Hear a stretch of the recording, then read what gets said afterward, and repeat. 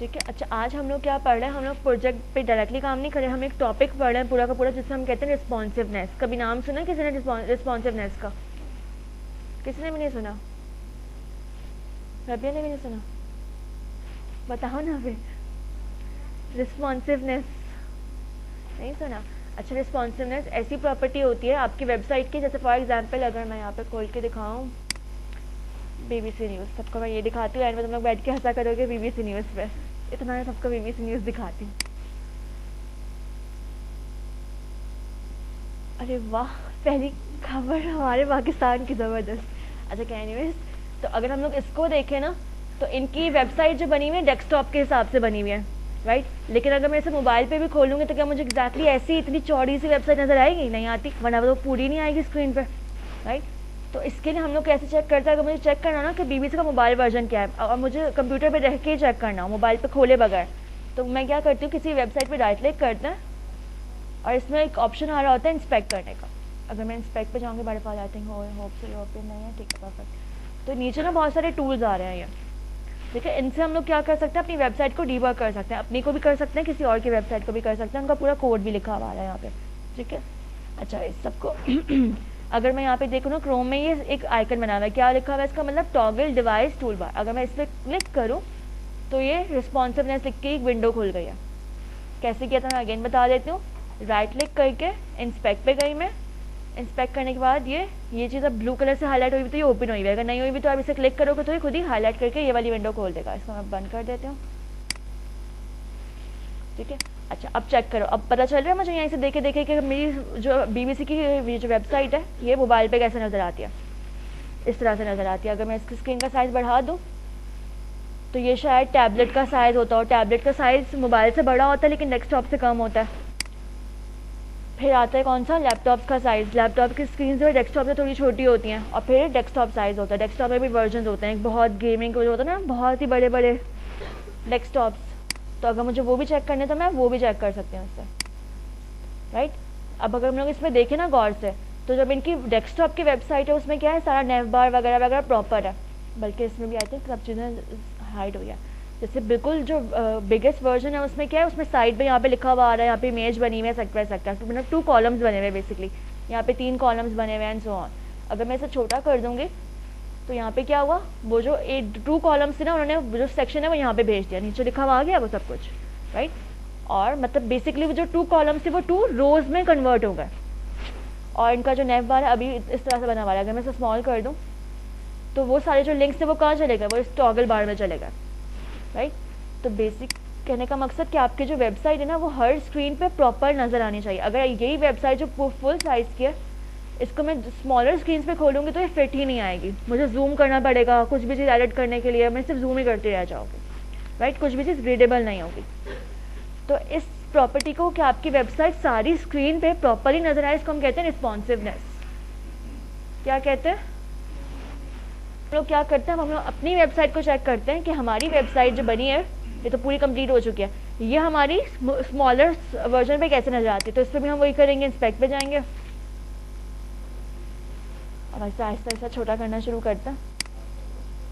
अब तक तो सही है, नॉट बैड, लेकिन अब क्या हुआ, लिंक्स तो गई सारी, हाइड हो गई, ख़राब हो गई ये तो सारा। और छोटा करते हैं,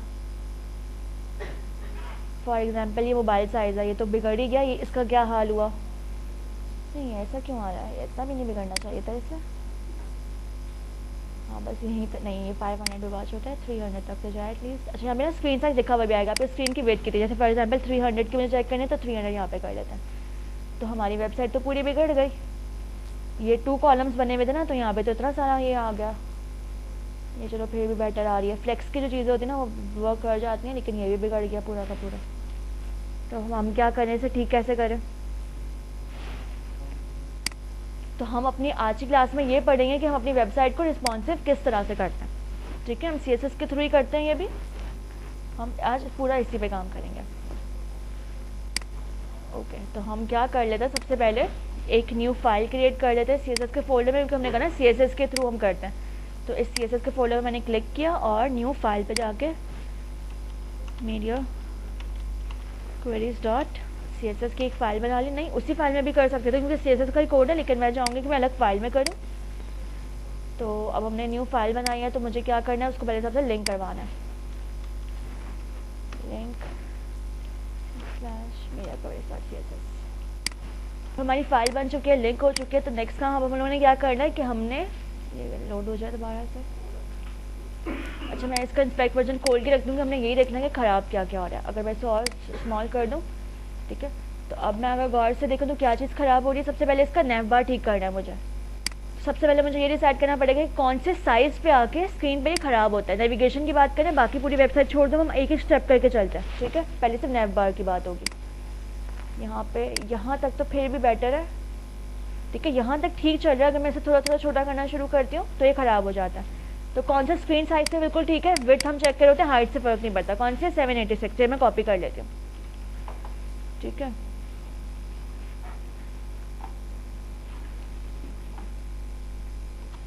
ओके, तो अब हमने क्या करना है, इस मीडिया क्वेरीज में हम लोग CSS का ही कोड लिख रहे हैं। सॉरी, ये जो हमने मीडिया क्वेरीज फाइल का नाम रखा है ना, जिस चीज़ के थ्रू CSS में हम लोग रिस्पॉन्सिवनेस क्रिएट करेंगे, वो उसको हम कहते हैं मीडिया क्वेरीज। टर्म है उसकी, जैसे हमने ट्रांजिशंस पढ़ी थी, एनिमेशंस पढ़ी थी, बहुत सारी चीज़ें पढ़ी थी, इसको हम क्या कहते हैं, मीडिया क्वेरीज कहते हैं। तो उसका सिंटेक्स क्या होता है, @media स्क्रीन एंड क्या कर रही हो वजह, और यहाँ पे हम दे रहे होते हैं मैक्स, ये CSS की प्रॉपर्टी थी मैक्स विड्थ। और जो हमने पिक्सल यहाँ से स्क्रीन का साइज डिसाइड किया ना कि मैक्सिमम विड्थ इतनी पे क्या काम करना है, तो वो मैं यहाँ डाल रही हूँ। और पिक्सल, ठीक है। अच्छा, अब हमें बैठ के सोचना होता है कि ये चीज़ ख़राब हो रही है, ये हो क्यों रही है, क्योंकि वो उसमें फिट नहीं आ रही। याद है, हम लोगों ने जो सेंटर वाली चीज़ थी अप्लाई किससे की थी, हमें ये भी साथ साथ खोलना है। तो हम अपना नेव बार कोड खोलते हैं, कहाँ मिलेगा हमें, ये रहा नेव बार कोड, ठीक है। हाइट और वेट तो उसकी सही है, ब्लॉक। अच्छा नहीं, सबसे पहली चीज़ इसकी क्या है, हाइट। हाइट क्या है, 70 पिक्सल है। तो 70 पिक्सल जो अगर हाइट है इतनी फिक्स है, तो उसमें वो चीज़ें पूरी नहीं आ रही है। तो अगर हम इसकी साइज़ और हाइट ऑटो पे कर देंगे तो शायद वो पूरी आ जाए। तो ठीक है, तो अब मुझे क्या करना होता है, एक एक करके प्रॉपर्टीज उठानी होती हैं और उसके रेफरेंस से हम ये करते हैं। तो इसके अंदर हम लोग क्या कर रहे होते हैं, डॉट जो भी कोड था वो हम ना वापस लिखेंगे। और इसकी मुझे प्रॉपर्टी नई क्या चेंज करनी है, हाइट। तो मैं यहाँ पे हाइट जो है पहले किस में थी, 70 पिक्सल, यहाँ पे मैं फॉर एग्जांपल ऑटो पे कर देती हूँ। ऑटो का मतलब जो ऑटोमेटिकली होती है ना, जितना कंटेंट होगा उतनी उसकी हाइट हो जाए। तो ये ठीक हो गया, ठीक है, खुद ही ठीक हो गया हाइट ठीक करने से। अच्छा, होता क्या है, हम इन मीडिया क्वेरीज को समझते हैं। पहले तो ये हमने फाइल बना के किया है, ज़रूरी नहीं है ये फाइल में बनाते। अगेन मैं इसको नीचे भी पेस्ट कर सकती थी, इससे भी ये चल जाता है उसी फाइल में भी, ठीक है। जैसे स्टाइल वाली फाइल है ना, इससे पेस्ट करते हैं, CSS ही है नॉर्मल, लेकिन हम इसको हटा देते हैं यहाँ से। अच्छा, अब होता ये है कि स्क्रीन साइज अगर इसको हम लोग छोटा करेंगे ना, तो इन सब पे अभी जो इसकी हाइट है वो कितनी सेट हुई हुई है, ऑटो सेट हुई हुई है। लेकिन जैसे ही मेरी ये वाली पिक्सल रीच होती है, Ctrl+V, ठीक है, इस पिक्सल पे क्या है, उसकी हाइट वो कर देता है 70। और इसको मैं जैसे ही बड़ा करूँगी 1 पिक्सल, तो उसने पुराना वाला CSS का कोड लगा दिया। और जैसे ही मेरा ये वाला चीज़ लिखेगा तो वो उसकी ऑटो पे कर देगा। मतलब मैं इसको ना पहले एक ही स्क्रीन पे पेस्ट करती हूँ, फिर समझाती हूँ आपको। अच्छा, जैसे मैं ये बात कर रही हूँ कि नेव बार के हमारे 2 कोड लिखे हुए हैं। एक तो ये कोड लिखा हुआ है जो ओरिजिनल कोड था हमारा, इसको हमने छेड़ा नहीं है, इसमें हमने एक लफ्ज़ भी चेंज नहीं किया। हमने क्या किया, हमने सिर्फ मीडिया क्वेरीज के अंदर इसी नेव बार क्लास को एक्सेस करके एक और कोड लिख दिया हाइट का। अब हाइट की 2 वैल्यूज़ होगी ना, या तो हाइट की ये वैल्यू चलेगी या तो हाइट की ये वैल्यू चलेगी, ठीक है। डिसाइड करना है ना CSS तो कौन सी वाली वैल्यू चलाएंगे आप। तो हम बात करें इसके अंदर हमने ना स्क्रीन की एक वैल्यू दी होती है, मैक्सिमम विड्थ लिखा हुआ है, मतलब मैक्सिमम का मतलब 0 till 786। जब तक स्क्रीन का साइज, यहाँ पे मैं कमेंट में लिख देती हूँ, 0 till क्या नंबर लिखा है हमने, 786 पिक्सल। जब तक स्क्रीन का साइज ये होगा ना, तो कौन सा वाला CSS चलेगा, ये वाला CSS चलेगा जो हम इसके अंदर जितना भी लिखा करेंगे। इसके जो कर्ली ब्रैकेट्स है हम बहुत सारा CSS लिख सकते हैं, सिर्फ वो चलेगा और ये वाली चीज़ इग्नोर हो जाएगी, ठीक है। लेकिन जैसे ही इससे बाहर होगा, इससे बाहर कौन सी पिक्सल से स्टार्ट होता है, 787 से, ठीक है। तो जैसे ही वो 787 अबव जाएगा, भले वो 900 हो, 1200 बड़ा जितना भी हो जाए, तब क्या होगा, तब ये वाला कोड नहीं चलेगा, तब ये वाला कोड चलेगा आपका। ठीक है, तो अब हमने उसके 2 वर्जन्स लिख दिए हैं। HTML चेंज नहीं हुआ, जो CSS लिखा हुआ था उसमें भी हमने कोई फ़र्क नहीं किया। हमने सिर्फ क्या किया, उसका सेकंड वर्जन लिख दिया, वो भी सिर्फ सेलेक्टिव स्क्रीन साइजेस पे, कि इतने स्क्रीन साइजेस होगा तो ये वाला काम करो, अदरवाइज नॉर्मल कोड ही चलाओ। क्लियर है सबको? किसी को कोई प्रॉब्लम? No problem. अच्छा, मैंने समझाने के लिए एक ही जगह पे लिखा था, वरना मैं एक्चुअली इसकी फाइल बनाई है ताकि अलग अलग रहे। तो अब मैं इसको ठीक कर देती हूँ वापस से। ठीक है, और ये करने से हम देख रहे हैं कि ये बिल्कुल ठीक वर्क भी कर रहा है। ये ऑटो पे 70 था तो वो इतनी सा साइज़ था, अब ये ऑटो पे बिल्कुल ऑटोमेटिकली सही चल रहा है। ठीक है, हो गया ये वाली चीज़।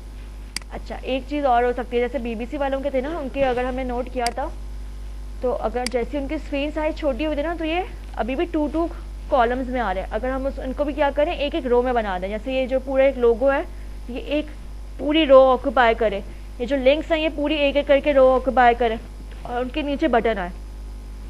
हम ये भी कर सकते हैं, 3 कॉलम्स की बजाय क्या हो जाए, 3 रोज में कन्वर्ट हो जाए। तो इनको 3 रोज में हमने किया कैसे था, पहले तो ये डिसाइड करना पड़ेगा।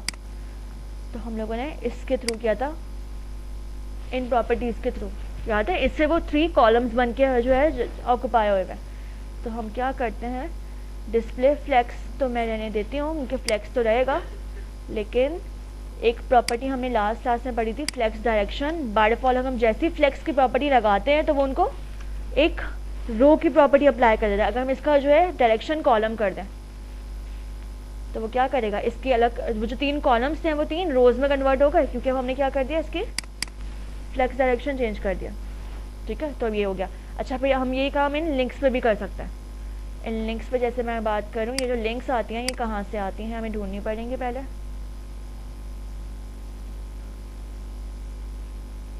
LI इससे आती हैं। ठीक है, अगर मैं बोलूँ मैं इसको उठाऊँ, ये लाइन ब्लॉक पे सेट हुआ है, और इसको भी मैं अपने इसके अंदर जाके पेस्ट करूँ, और इसको मैं क्या करूँ, मैं इसकी विड्थ बोल दूँ 100%। ठीक है, जब एक पूरी एक LI पूरी 100% विड्थ लेगा स्क्रीन की, तो वो बाय डिफॉल्ट नेक्स्ट लाइन में आना स्टार्ट हो जाएंगे। तो इस तरह से मैंने उसको भी सेट कर दिया, लेकिन ये सेंटर में भी होने चाहिए था। अगर ये यहाँ पे पूरी जगह ऑक्यूपाई करें तो मैं इनको सिंपली क्या कर देती हूँ, टेक्स्ट लाइन सेंटर। कंप्लीट हो गया, ये बिल्कुल जैसा मुझे चाहिए था वैसा बन गया है। अब मैं इसका स्क्रीन साइज जो हमारा था कितना था, 786 पे लेके जाऊंगी, तब तक तो भी ऐसा नजर आएगा। लेकिन जैसे ही मैं 1 पिक्सल भी बड़ा करूंगी वापस अपने डिफॉल्ट स्टाइल पे आ जाएगा। लेकिन हमारा स्टाइल इसमें भी खराब हो रहा है, तो हम इसका साइज कुछ और डिसाइड कर लेते हैं। जैसे ये ब्रेक होना स्टार्ट होगा ना, तो हम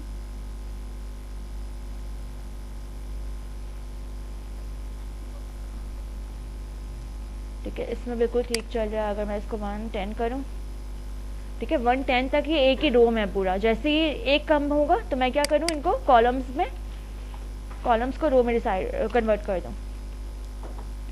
ठीक है, 110 पे अब ये इसमें कन्वर्ट हो गया, और जैसे हम 1 पिक्सल बनाएंगे ये बिल्कुल नॉर्मल अपनी स्टेट पे आ जाएगा। सही है, तो हमारा नैव बार अब क्या हो चुका है, हम कह सकते हैं रिस्पॉन्सिव हो चुका है। क्लियर है क्या किया हमने, कैसे किया है, कैसे किया है, वेरी डिफिकल्ट प्रोसेस। क्या नहीं, 78 वाली अब प्रॉपर्टी हट गई, अब ये 1110 पे सेट कर दिया ना मैंने। अब तो ये इसकी जो नई प्रॉपर्टी है वो कब किस पे, 1110 पे। हाँ, वो वाली चाहिए, मतलब 2 बार भी खोल सकते हैं, खोल सकते हैं, हमें खोलेंगे भी तो हृदय में। ठीक है, आप अब बोलो कि इतनी स्क्रीन साइज पे इतना, और इससे नीचे आके मैं एक और मीडिया क्वेरीज लिखो। 786 है ना, तो हम यहाँ पे 786 पे बोले कि ये दोनों प्रॉपर्टीज। अच्छा, मुझे और स्टाइल अभी फिलहाल तो माइंड में नहीं है, लेकिन फॉर एग्जांपल मैं इसमें भी कुछ चेंज करना चाहती हूँ, मैं जूम आउट करूँ। ठीक है, तो अब जो मेरी स्क्रीन है 0 till 786 पे ये वाला कोड चलेगा, और 787 till 110 1110 ये वाला कोड चलेगा, और उससे बड़ी स्क्रीन में जो नॉर्मल डिफॉल्ट कोड था वो चलेगा। तो हमने 3 पार्टीशन कर दिया। अब ये भी कर सकते हो। ठीक है, सब अलग है। लेकिन असल जो काम था ना वो ये था कि मैंने कौन सी प्रॉपर्टी चेंज करनी है तो वो चीज़ें ठीक हो जाए, ये आपको उससे प्रैक्टिस करने से आ सकता है। ठीक है, अब ये तो ठीक हो गया, अब हम बाकी चीज़ों को देखते हैं, बाकी चीज़ें क्यों मसला कर रही हैं हमारी। तो ठीक हो गया।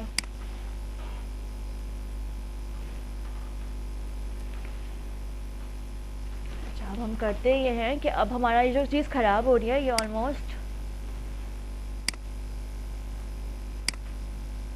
ऑलमोस्ट यहाँ पे ख़राब होना स्टार्ट होती है। तो मैं यहाँ पे कोई एक रैंडम नंबर चूज़ कर लेती हूँ जो मुझे ठीक लग रहा है। मैं 700 चूज़ कर लेती हूँ। अच्छा, इसमें तो मैंने सिर्फ नेव बार हमें चेंजेस करनी थी, बाकी चीज़ें वो और बेटर कर सकता है। तो हम कोई और स्क्रीन साइज़ मैंने सिर्फ छापा है, इसको मैं फॉर एग्जांपल 700 डिसाइड कर लेती हूँ कि 700 पे आके मेरा बैनर चेंज हुआ करे। तो अब मुझे बैनर की पहले क्लासेस ढूंढनी पड़ेंगी कि कौन कौन सी क्लासेस से मैंने बनाया था। या बैनर इससे बनता है, ठीक है।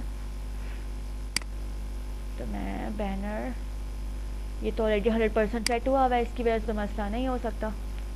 तो बैनर इनर पर आते हैं। बैनर इनर को हमने कितनी विड्थ दी हुई है, 60%, क्योंकि ये जो 60% से ये होता है। तो मैं क्या करती हूँ, मैं इस बैनर इनर को कॉपी करती हूँ, इसके अंदर लेकर आती हूँ और मैं इसे सेट कर देती हूँ विड्थ 100%।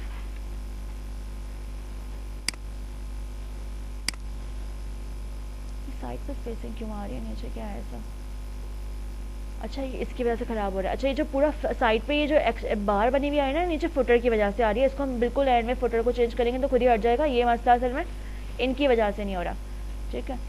तो अब मैं क्या कर रही थी, मैं बैनर इनर की बात कर रही थी, ये हमने 100% कर दी।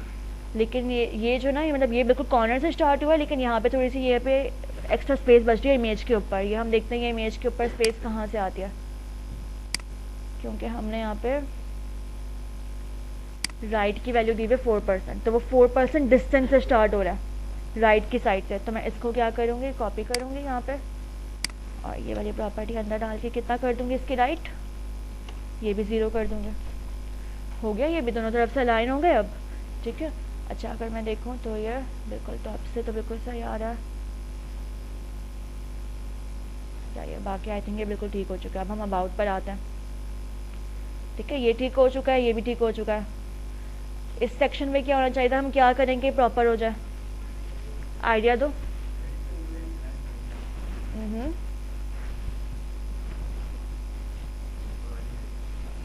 वो तो ठीक हो जाएगी, सेंटर में लेकर आ जाएंगे, लेकिन इन दोनों का क्या करेंगे, असल प्रॉब्लम ये दोनों है। हाँ एग्जैक्टली, ये 2 कॉलम्स है ना, इनको 2 रोज में कन्वर्ट कर देंगे, टेक्स्ट ऊपर हो जाए, इमेज की अलग रो आ जाए, राइट। तो अब हमें पहले ढूंढना पड़ेगा कि हमने बनाया किससे था। अबाउट अबाउट अबाउट, हमारा अबाउट का सेक्शन कहाँ से स्टार्ट होता है। बैनर तो ठीक हो गया, इसे छोड़ दो, ये सब कुछ ठीक है। अबाउट की ये क्लास बनी हुई है। अच्छा, इसमें भी ना अबाउट में हम लोगों ने क्या किया था, अबाउट इसके थ्रू हम लोगों ने उसे लेफ्ट एंड राइट किया था। बाय डिफॉल्ट जो फ्लेक्सी डायरेक्शन होती है वो रो होती है। तो इसको मैं कॉपी करती हूँ और इसी के अंदर आके पेस्ट करती हूँ और इसके फ्लेक्स डायरेक्शन इसको भी मैं कह देती हूँ कॉलम हो जाए। हो गया, ठीक है, बिल्कुल ठीक हो गया। ये साइड में स्पेसिंग लेकिन बुरी लग रही है, ये आ कहाँ से है हमें ये देखना पड़ेगा। डिस्प्ले अलाइन सेंटर, इससे भी कुछ नहीं हो रहा। ये देखो, इससे पता चल रहा है अबाउट टेक्स्ट की विड्थ कितनी है 50 और इमेज की विड्थ है 100%। तो वो विड्थ जो है जब इसकी होगी 40% और इसकी होगी 60%, तो स्पेस तो आएगा। तो अब मुझे क्या करना है, इन दोनों को सेलेक्ट करना है, इन दोनों की विड्थ में क्या कर दूंगी 100%।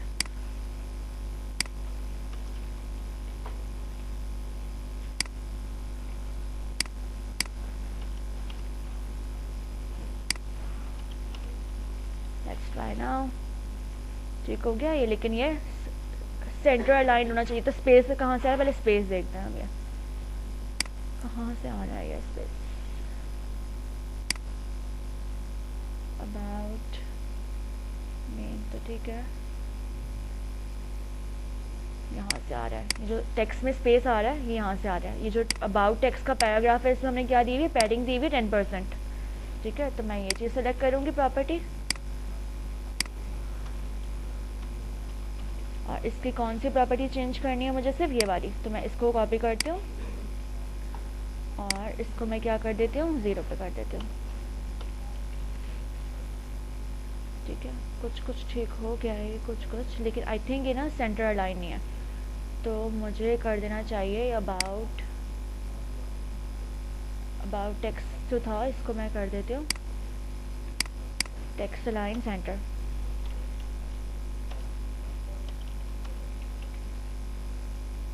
ये अभी भी अच्छा, ये जो साइड वाला स्पेस है तो हर जगह आ रहा है, इसको इग्नोर कर दो। बाकी आई थिंक ये ठीक हो चुका है, बटन भी ठीक हो चुका है। इन दोनों के बीच में स्पेस आनी चाहिए थी, तो मैं क्या कर देती हूँ, इमेज के ऊपर मार्जिन टॉप डाल देती हूँ थोड़ी सी, टॉप 30 पिक्सल। ठीक है, ये डिस्टेंस भी आ गया, बिल्कुल प्रॉपर हो गया। अब हमारा पेज ऊपर से बिल्कुल ठीक होता जा रहा है आहिस्ता आहिस्ता। सर्विसेज हमारी बिल्कुल ठीक है ऑलरेडी। ये ख़राब हो रहा है। अब तुम लोगों का क्या टास्क है, तुम लोगों ने ये ठीक करना। नहीं, पहले मैं फुटर ठीक करवा देती हूँ, ये तुम लोग खुद ठीक करोगे। ठीक है, फुटर थोड़ा मुश्किल है, ये वाला आप लोग खुद करोगे। इसमें वैसे ख़राब क्या हो रहा है, ये हेडिंग इधर नहीं होनी चाहिए थी, सेंटर में होनी चाहिए थी। अब हम फुटर बढ़ाते हैं, ये मैं करवा देती हूँ। फुटर हमारा HTML में कहाँ है वो भी खोल के रखते हैं, और CSS भी खोल के रखते हैं फुटर का।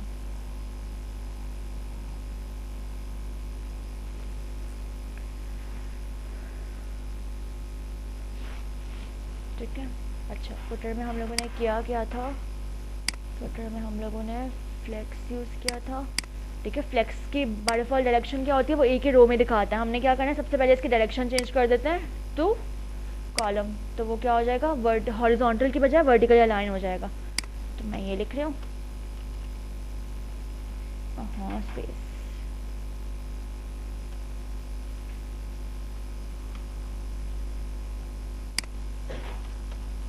और फ्लेक्स डायरेक्शन कर देते हैं हम इसको क्या, कॉलम। लेट्स सी के ठीक हुआ है नहीं।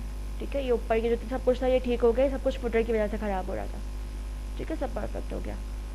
ये इधर आ गया, ये इधर आ गया, और ये इधर आ गया। अब इन सबको भी सेंटर में होना चाहिए ताकि अच्छा लगता है। ये जो 3 हेडिंग्स हैं इनके बीच में थोड़ा डिस्टेंस होना चाहिए था, ताकि थोड़ा पता चले नया सेक्शन स्टार्ट हो रहा है, राइट। तो बाकी चीज़ें जो हैं, बल्कि ये तो मैं पूरा करवा ही देती हूँ, क्या याद करोगे तुम लोग। ठीक है, अब मैं बोलती हूँ कि मुझे इन तीनों मेरा HTML कहाँ है, HTML चाहिए मुझे। HTML के अंदर जो रो है, इसके अंदर पहला बॉक्स ये है, सेकंड बॉक्स ये है, और थर्ड बॉक्स ये है। इन तीनों के बीच में मुझे डिस्टेंस चाहिए ना, ताकि पता चले कि नया सेक्शन है। जैसे फॉलोअर्स ऊपर की हेडिंग है, नीचे की हेडिंग है, मुझे नहीं समझ में आ रहा, डिस्टेंस होना चाहिए था। तो मैं क्या करती हूँ, डिप सेलेक्ट करने के लिए, कहीं सेलेक्ट किया है हमने, अगर नहीं भी किया तो हम नया भी लिख सकते हैं। तो हम क्या बोलेंगे, फुटर रो 1 के अंदर है, तो रो 1, और इनमें डिव्स बने हुए थे 3 ना, तो हाँ ये क्या किया है इसका। और इनको हम क्या बोल सकते हैं, डिव्स को मार्जिन बॉटम दे देते हैं कोई ना कोई, 30 पिक्सल्स। चलो कॉलर नहीं लगाया, क्या कहाँ चल रहा है यार। ठीक है, अब ठीक हो गया, डिस्टेंस आ गया, बिल्कुल परफेक्ट लग रहा है। ठीक है, अब सबको सेंटर में आना चाहिए था। तो मैं अब क्या करती हूँ, मैं पूरा का पूरा फुटर, अगर ये चल जाएगा तो वेल एंड गुड, वरना हम कुछ और देख लेंगे। बल्कि ये जो पूरा है रो 1, इससे भी हम ट्राई करते हैं, टेक्स्ट अलाइन सेंटर। ठीक है, इससे ये क्या हुआ, ये पैराग्राफ के अलावा बाकी सब कुछ ठीक हो गया। इस पैराग्राफ के साथ क्या मसला हम ये देखते हैं। पैराग्राफ को हमने किया गया है, जो ऐसा हुआ, टेक्स्ट लाइन था, मैक्सिमम विड्थ दी हुई हमने 200 पिक्सल, तो ये हमें हटानी पड़ेगी। मतलब एक मिनट ही, इसको मुझे पहले सेलेक्ट करना पड़ेगा।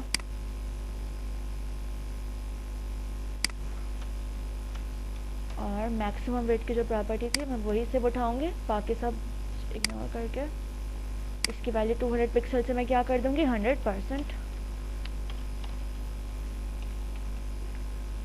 ठीक है, ये भी बिल्कुल ठीक हो गया। ठीक है, फुटर भी ठीक हो चुका है हमारा। अब सिर्फ क्या रह गया, इस चीज़ को ठीक करना है, वो आप लोग खुद करोगे।